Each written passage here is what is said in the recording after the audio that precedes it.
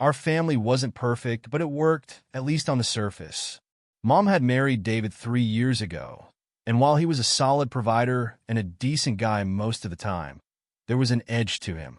He was one of those men who believed in structure, order, and a certain way of doing things. To David, appearances mattered, and he liked things neat and predictable. Then there was Alex, David's son from his first marriage.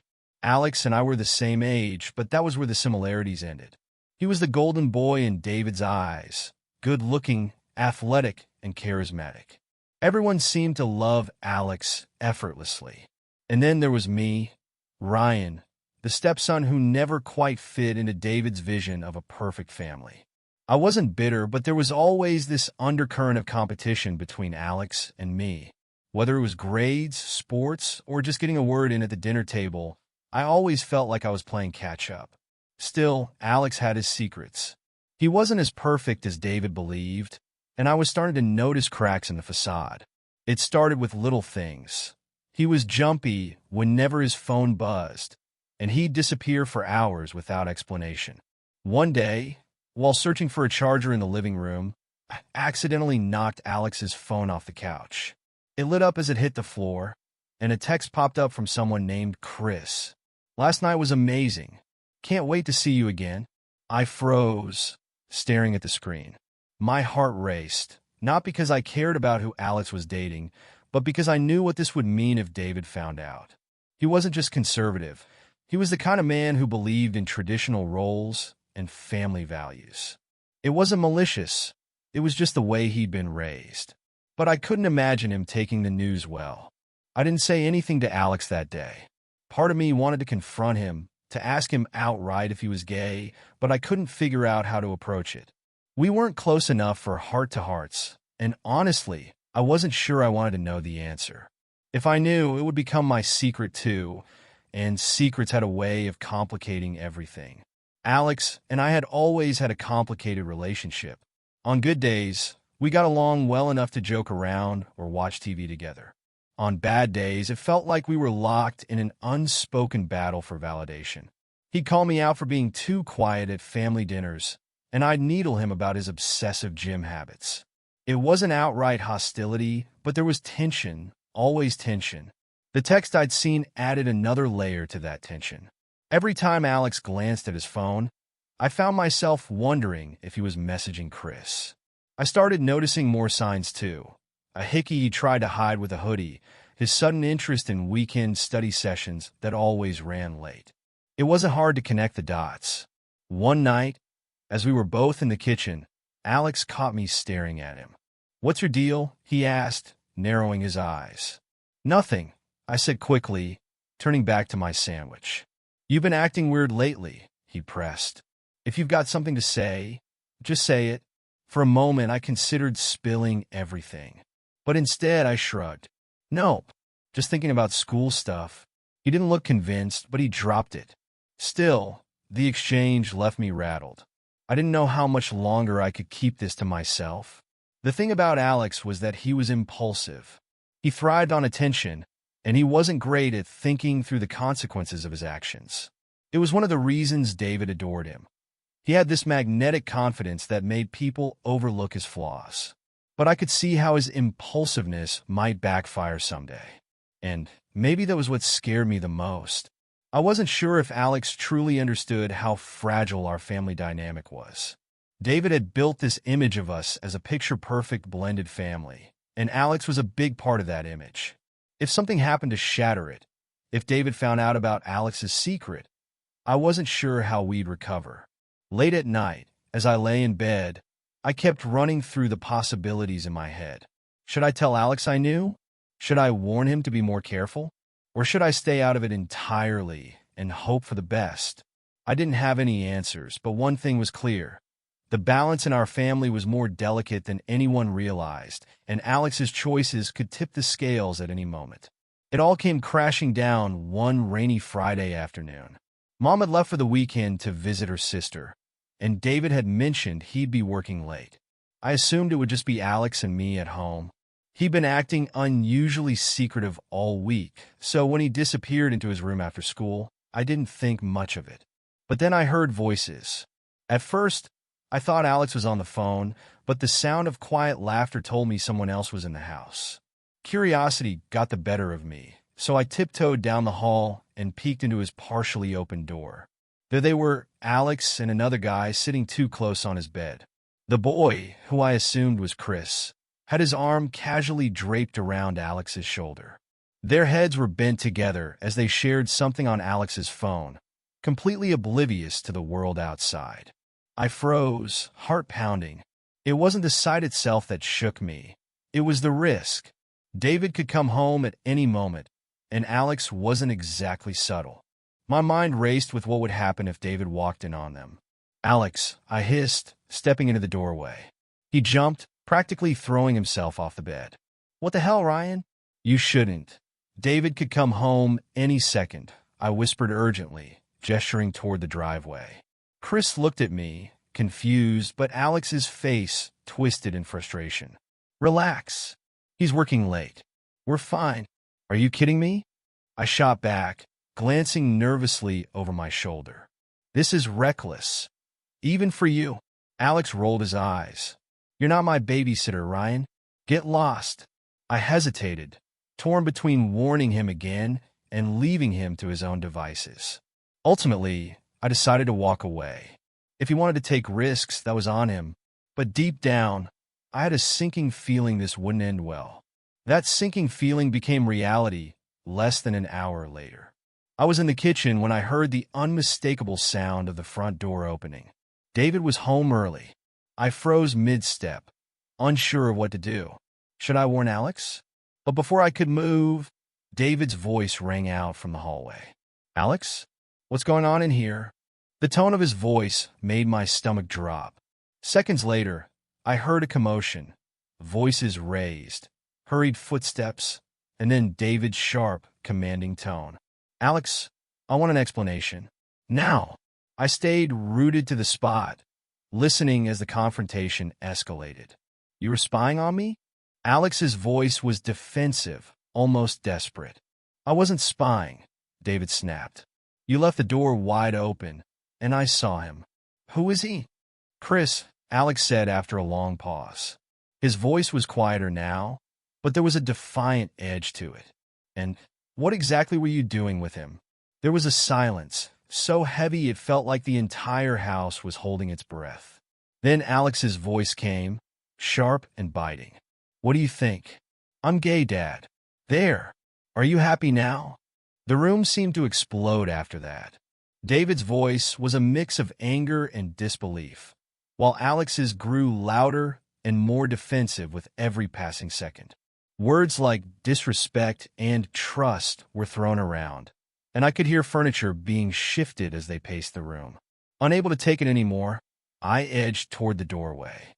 I caught sight of David standing in the middle of the living room, his face flushed with frustration, while Alex stood by the stairs, arms crossed defiantly. "This is how you repay my trust?" David shouted, "Bringing some stranger into my house?" "He's not a stranger. He's my boyfriend," Alex shot back. "And maybe I wouldn't have to sneak around if you weren't so." He stopped himself, but the implication hung heavy in the air. David's face darkened. "If I wasn't so what, Alex? Go ahead. Say it." "Forget it," Alex muttered, turning away. At that moment, David's eyes landed on me. "And you," he said, his voice dripping with accusation. "Did you know about this?" I hesitated, glancing at Alex, whose glare made it clear what he expected me to say. I didn't know the details," I said carefully, trying to strike a balance. "That's bull," Alex snapped. "You've known for weeks. Don't act like you're innocent in this." David's expression hardened. "So, you knew, and you didn't think I had a right to know?" "I didn't think it was my place," I said quickly. The argument turned into a three-way shouting match, with accusations flying in every direction. Alex blamed me for not having his back.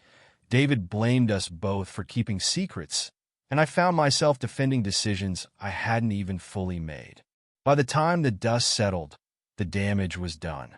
David stormed off to his office, slamming the door behind him. Alex retreated to his room, and I was left standing in the empty living room, feeling like the house had just been cracked wide open. The days that followed were unbearable. David barely spoke to anyone, burying himself in work and avoiding Alex entirely. Alex, in turn, became more defiant, staying out late and refusing to engage with anyone. Mom tried to smooth things over, but even she couldn't bridge the widening gap. And me? I was stuck in the middle, trying to keep the peace while feeling like a traitor to both sides. The tension in the house was suffocating, and for the first time, I wondered if we'd ever find a way to recover.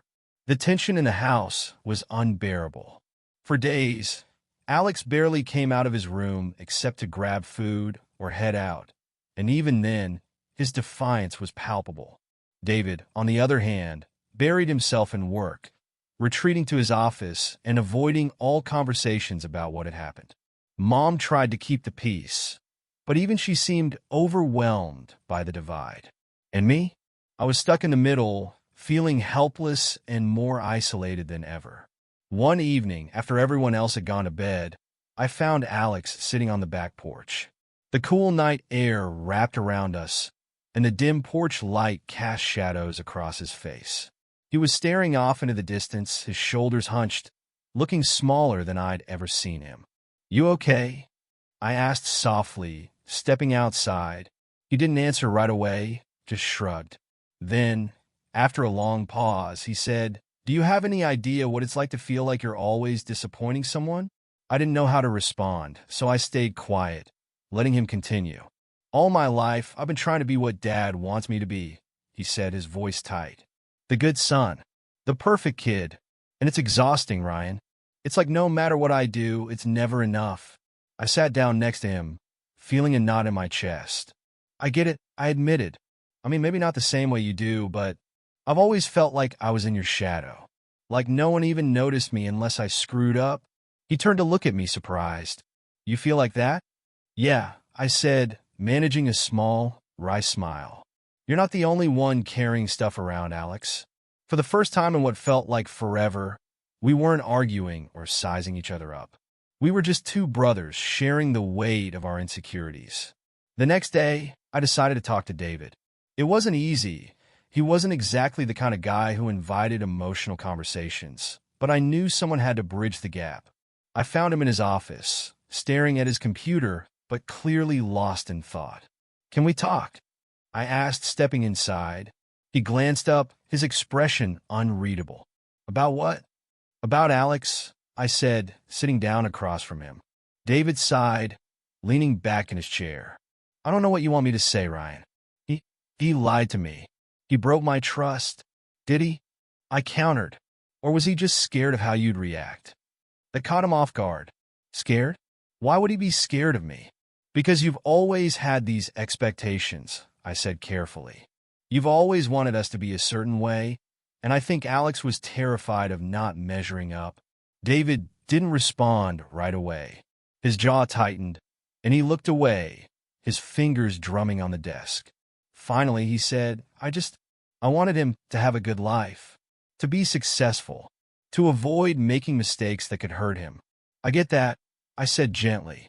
"But maybe the way you've been trying to protect him has made him feel like he can't be honest with you." David was quiet for a long time. Then he nodded, almost imperceptibly. "Maybe I handled this wrong," he admitted. Later that evening, David knocked on Alex's door. I didn't eavesdrop. Well, not too much, but I could hear snippets of their conversation. "I'm sorry," David said, his voice heavy with emotion. "I didn't mean to make you feel like you couldn't come to me. I didn't know how to handle it. I was scared." "Scared of what?"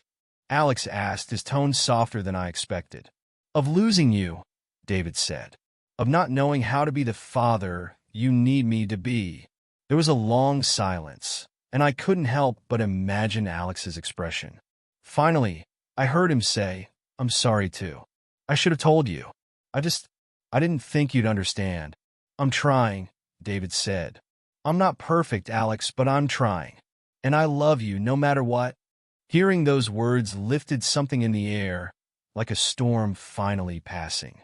In the days that followed, things didn't magically go back to normal, but there was a noticeable shift. David made an effort to engage with Alex, even if it was awkward at times, and Alex stopped shutting everyone out. Mom seemed relieved, and even I felt like a weight had been lifted. One evening, as we sat around the dinner table, I realized something. We weren't a perfect family, not by a long shot, but we were learning how to be better. And maybe that was enough. Looking at Alex and David, I saw a new understanding between them, and for the first time in a long while, I felt hopeful. Families aren't defined by their flaws. They're defined by how they grow together despite them. The weeks that followed weren't easy, but they were a start. The tension in the house began to lift as we each took small but meaningful steps toward healing. Alex, though still cautious, began to live more authentically. He no longer felt the need to hide who he was, and while he wasn't entirely open about his personal life yet, there was a newfound confidence in him. David, to his credit, made an effort to challenge his own biases. He read articles, watched videos, and even reached out to a friend for advice on how to better support Alex. It wasn't a perfect transformation, but it was progress, and that meant something. As for me, I finally felt like I had a place in the family. The conversations I'd had with Alex and David brought us closer, and for the first time I felt seen, not just as the quiet observer, but as someone who mattered. One evening, as we sat down to dinner, there was a sense of calm that hadn't been there before. We weren't perfect, and we never would be, but we were trying. And as I looked around the table, I felt hopeful. Sometimes that's enough.